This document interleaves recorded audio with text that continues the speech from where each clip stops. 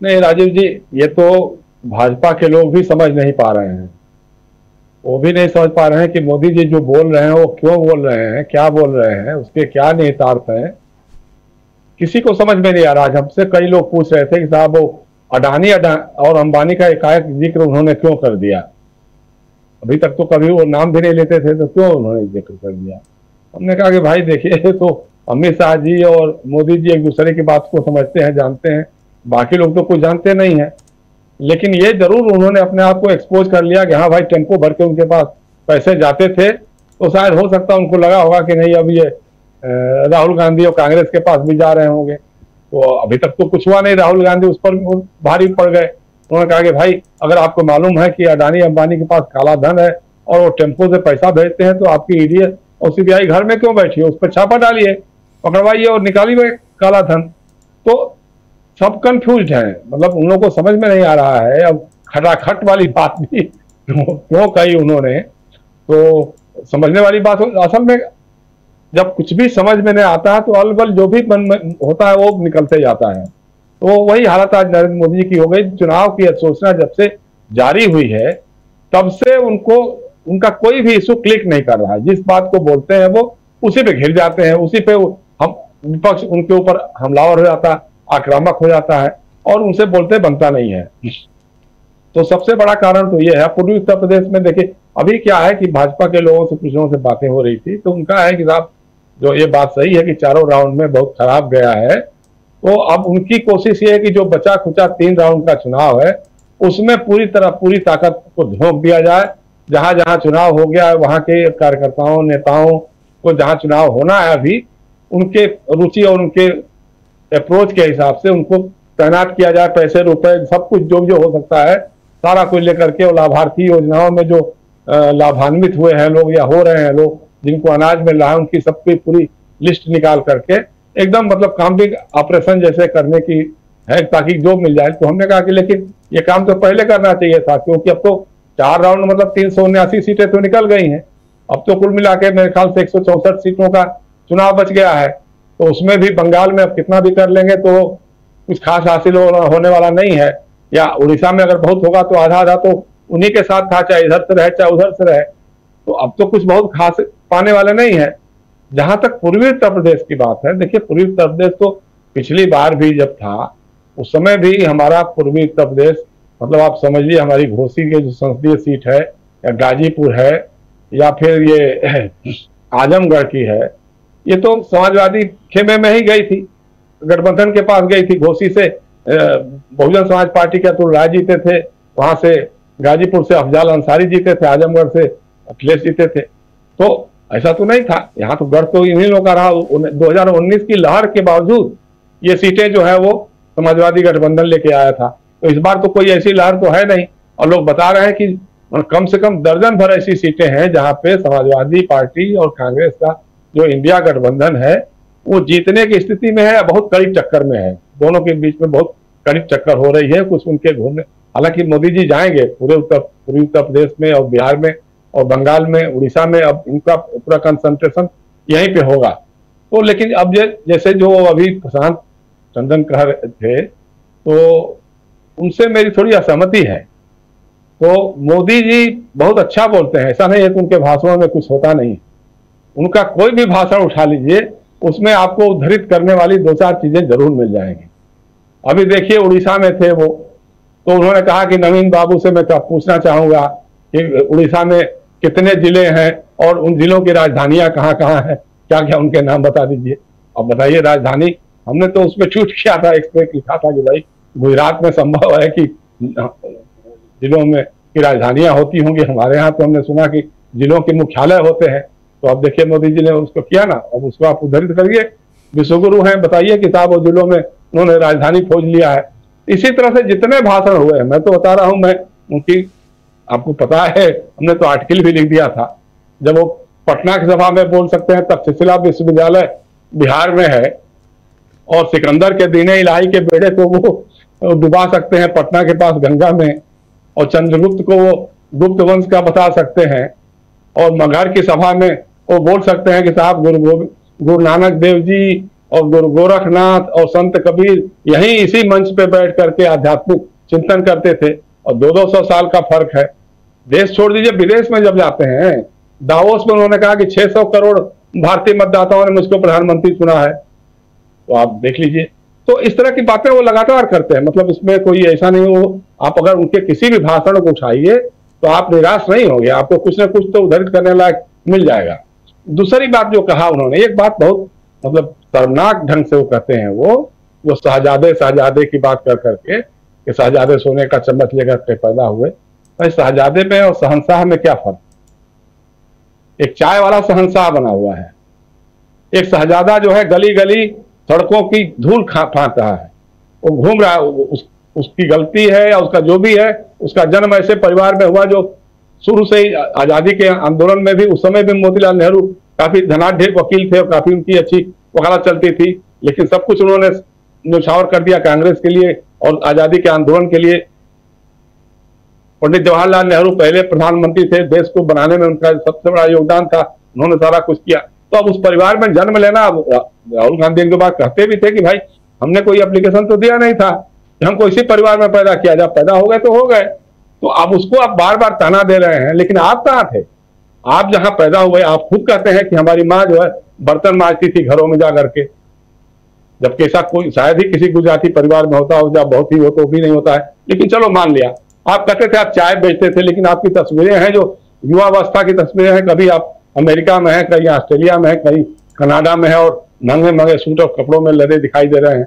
और आज की तारीख में जब आप प्रधानमंत्री हैं, तो आपको तो साबित करना चाहिए था कि देश का आम आदमी, चाय वाला अगर प्रधानमंत्री बनता है तो किस रूप में रहता है। आज दुनिया की सबसे महंगी उड़ान में आप सफर करते हैं,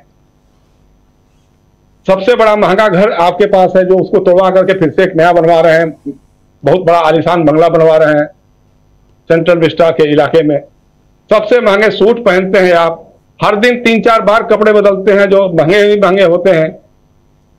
सबसे महंगी घड़ी आपके हाथ में, सबसे महंगा चश्मा आपके नाक और कान के बीच में, सबसे महंगा जूते सबसे महंगे आपके, मशरूम खाते हैं जो दुनिया में सबसे महंगा मशरूम है वो आप खाते हैं। तो एक चाय वाला जब प्रधानमंत्री बनता है तो वो कैसा होता है, और एक जो शहजादा जिसको आप बोलते हैं कि जो सोने की चम्मच लेकर पैदा हुआ, वो क्या कर रहा है, फर्क सबके सामने है। तो लोग कहीं ना कहीं वो अपने अंतर्विरोधों में जीते हैं।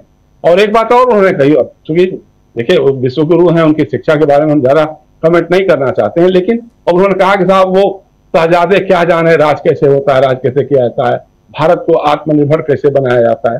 अरे भाई आपको पता ही नहीं है, आप अपने लोगों से पता कराइए। एक जमाना था जब भारत में अनाज आता था अमेरिका से, PL 480 का समझौता होता था, उसको कृषि क्रांति के बाद किसने रद्द कराया? PL 480 के हम लोग उस समय जब बच्चे थे, पढ़ते थे, उस समय नारा लगाते थे प्रभात फेरियों में कि PL 480 का समझौता रद्द कराना है। उस समझौते को कांग्रेस की सरकार ने रद्द किया। श्वेत क्रांति हुई, कृषि क्रांति हुई इसी देश में, ये सब कांग्रेस के रिजीम में हुई, कांग्रेस सरकार थी उस समय। तो आत्मनिर्भर भारत तो कांग्रेस ने बनाया, आपने क्या बनाया? आपने एक बिचौलिया देश बना दिया, जो दुनिया के बाजारों में, जो दुनिया के कल कारखानों में जो पैदा होता है, उस माल के हम आयातक हैं, उस माल को हम यहाँ अपना लेबल लगा करके, चस्पा करके उसको हम बेचते हैं, असेंबल करके बेचते हैं। हमारा तो कोई प्रोडक्शन यूनिट है नहीं। तो आपने तो उस ढंग का भारत बना दिया। तो अगर राहुल गांधी जिस ढंग से बातें कर रहे हैं, वो जो बातें उनकी इतनी अपील हो रही हैं, उनके चुनाव घोषणा पत्र को लेकर के लोग खासतौर से युवा तबके में जो एकदम नया तरह से हुआ कि नहीं साहब ये आदमी देश के बारे में अच्छी तरह समझता है, अच्छी नब्ज पर उसकी पकड़ है, और वो ही इस देश में कुछ अब कर सकता है। हमारे लिए, किसानों के लिए, जवानों के लिए, नौजवानों के लिए, सबके लिए अगर कुछ करेगा तो कांग्रेस और इंडिया अलायंस ही करेगा। ये सबके दिमाग में घुस गई ये बात। अब इसको लेकर के प्रधानमंत्री जी बहुत विचलित हैं। अब उनके मुंह से कभी कुछ निकलता, हमने तो एक बार पहले भी कहा था, इसी मंच से कहा था कि देखिएगा जब चरण पर दर चरण चुनाव बढ़ते जाएंगे तो उनके मुंह से और सुभाषित झरने लग जाएंगे। बहुत सारे अभी सुभाषित बचे हुए हैं जो आप सुनने को मिलेगा आपको। तो ये सब चीजें हैं। और एक चीज जैसे अभी मल्लिकार्जुन खड़गे ने कहा है, वो बहुत बड़ी बात है कि 5 किलो अनाज की, क्योंकि इनकी सबसे बड़ी जमा पूंजी आज की तारीख में यही है कि वो कहते हैं कि साहब हमने जो लाभार्थी योजना दी, 5 किलो अनाज घर घर पहुंचा दिया, तो वो हमारा सबसे बड़ा वोट बैंक है। ये भाजपा के लोग भी कहते हैं कि आप देखिएगा ग्रामीण इलाकों में जाइएगा, खासतौर से गरीब महिलाएं जो है वो मोदी जी का नाम लेती हैं, तो कांग्रेस ने जो किया है ये कि हम 10 किलो अनाज देंगे, लेकिन अगर ये बात पहले कर दी गई होती, यही चुनाव घोषणा पत्र में आ गया होता, अथवा और पहले कही गई थी, तो और हालांकि 4 चरण में उनका जो होना था जो निपट चुका है, हो गया है।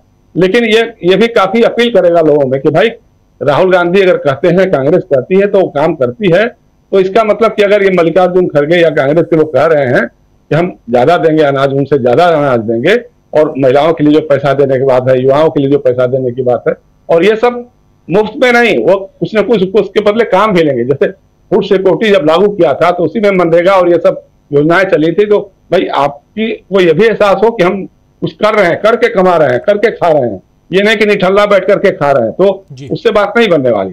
तो मेरे ख्याल से ये सब चीजें हैं जिसको लेकर के वो लगातार परेशान होते जा रहे हैं, और उनको समझ में नहीं आ रहा कि क्या हम कौन सा इशू उछालें जो क्लिक कर जाए, क्योंकि एक भी इशू अभी तक उनका क्लिक नहीं हो पाया है। जी राजीव जी, बिल्कुल बिल्कुल आप सही कह रहे हैं। इशू जो है वो माना जाए इसे कि इसमें बहुत ज्यादा भटकाव है, और उस भटकाव के बीच कहीं ना कहीं राहुल गांधी केंद्र बिंदु सेंटर पॉइंट में बने हुए हैं, क्योंकि एक राहुल गांधी का डर दिखाई देता है नरेंद्र मोदी के इस पूरे कैंपेन के दौरान, अगर ये कहा जाए तो क्या उचित होगा? हाँ बिल्कुल होगा राजीव जी। देखिए सीधी सी बात यह है कि अभी तक के जो चुनाव होते थे तो उसमें आमतौर पे सत्तारूढ़ पक्ष जो होता था, सत्तारूढ़ सत्ता दल, वो अपनी उपलब्धियों की बातें करता था और बताता था कि भाई 5 साल में, यहाँ तो 10 साल हैं, 5 साल में हमने ये उपलब्धियां हासिल की हैं, और इस बार फिर अगर हमको मौका मिलेगा तो हम ये काम और हमारे जो बचे हुए हैं हम इन कामों को भी पूरा करेंगे। विपक्ष उस पर हमलावर होता है, आक्रामक होता है कि भाई आपने ये नहीं किया, आपने ये नहीं किया, आपने ये गलत काम किया। सत्ता पक्ष बहुत होता है तो विपक्ष को पर तंज करता है कि भाई 5 साल में इन्होंने क्या किया, ये कुछ बताते नहीं है, कुछ रचनात्मक इनके पास है नहीं। लेकिन यहाँ तो एकदम उल्टा ही हो रहा है। ऐसा नहीं है कि नरेंद्र मोदी जी ने काम नहीं किया है, काम तो बहुत किया उन्होंने। 370 हटा दिया उन्होंने, 3 तलाक कानून खत्म कर दिया उन्होंने, राम मंदिर, हालांकि सुप्रीम कोर्ट के फैसले से बना है राम मंदिर, लेकिन मंदिर तो बना, और अधूरे मंदिर में उन्होंने प्राण प्रतिष्ठा भी करवा दी, खुद भी गए वहां पर। तो ये सब काम तो किया है।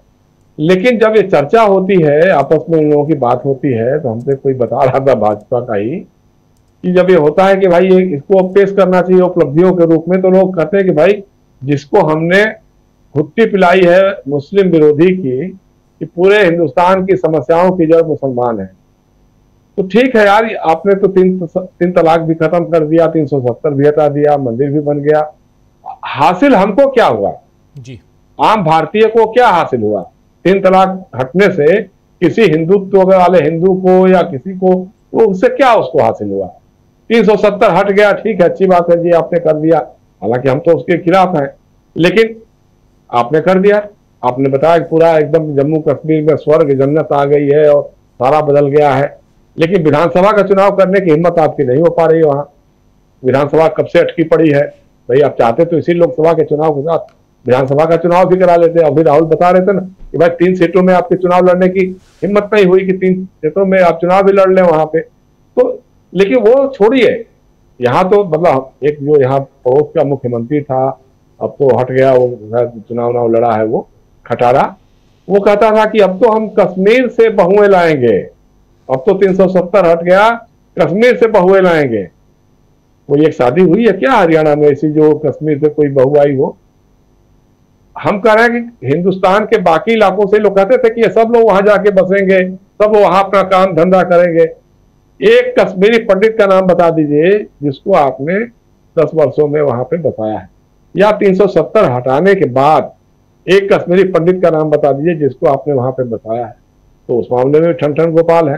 तो मुश्किल यही है कि ठीक है, उपलब्धि तो हो गई, आरएसएस के एजेंडे को तो आपने लागू कर दिया, लेकिन उससे हिंदुओं का भला क्या हुआ? जो नौजवान बेरोजगार है उसको क्या मिला?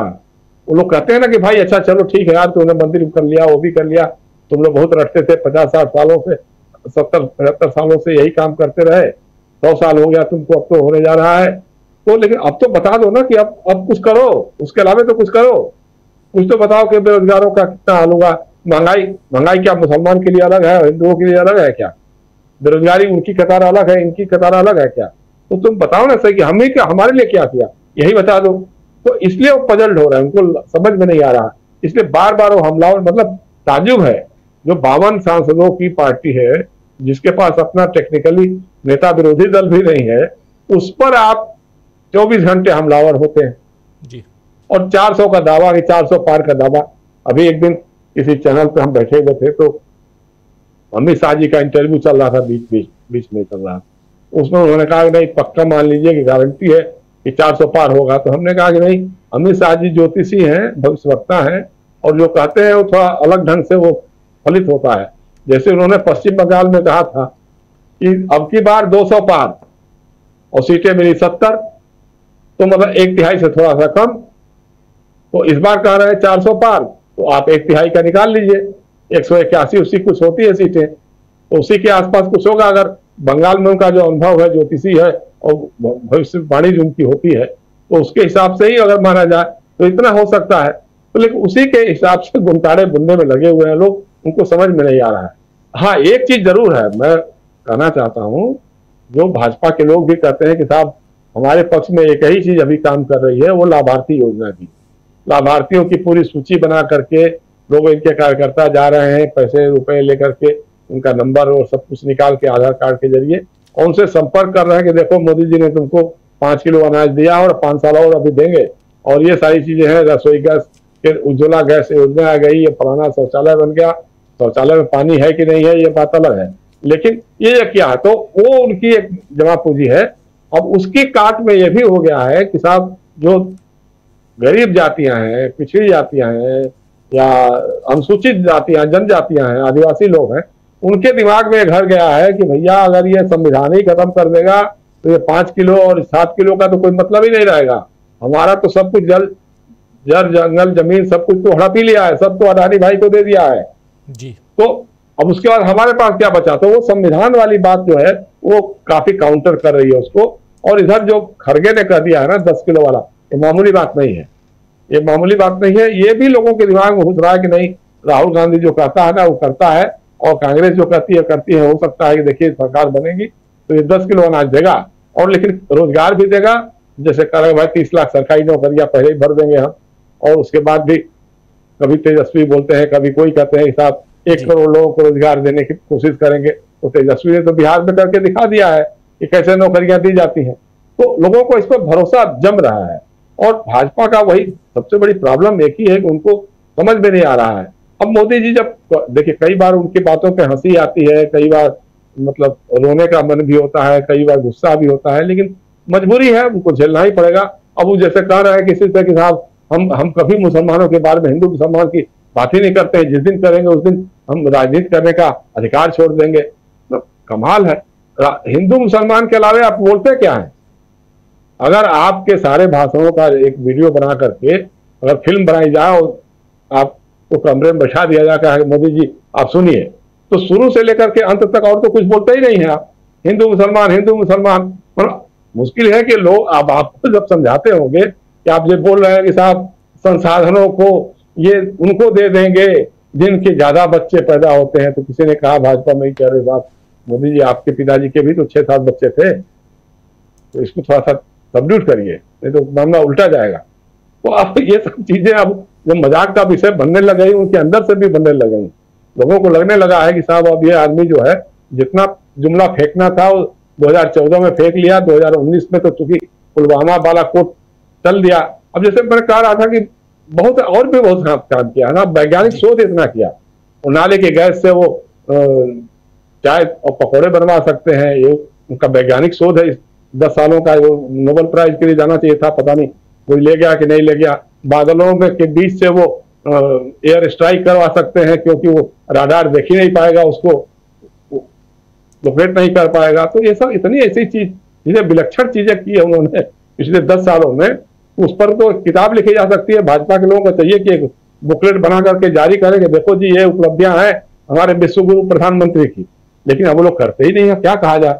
नहीं तो 10 साल में ऐसा नहीं कि मोदी जी ने किया नहीं, बहुत कुछ किया है। जी राजीव, बिल्कुल बिल्कुल आप सही कह रहे हैं। 10 साल में नरेंद्र मोदी ने क्या कुछ किया है उसका हिसाब किताब देने की जगह नरेंद्र मोदी कांग्रेस की तरफ देखते झांकते नजर आते हैं और बार बार